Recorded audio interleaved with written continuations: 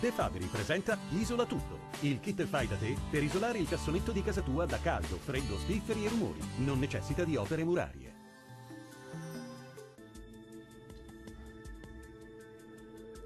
Ben ritrovati al meteo.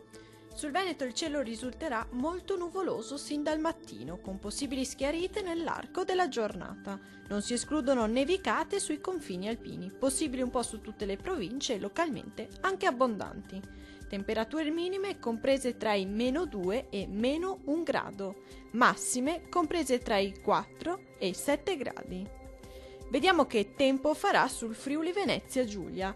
Il cielo sarà sereno o al massimo poco nuvoloso, con possibili precipitazioni lungo la costa.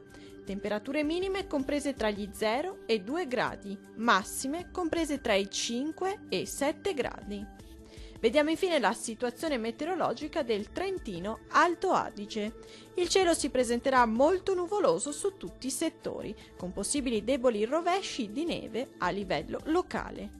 Temperature minime oscillanti tra i -3 e -2 gradi, massime comprese tra gli 1 e i 2 gradi. Dal meteo di Antenna 3 è tutto, arrivederci.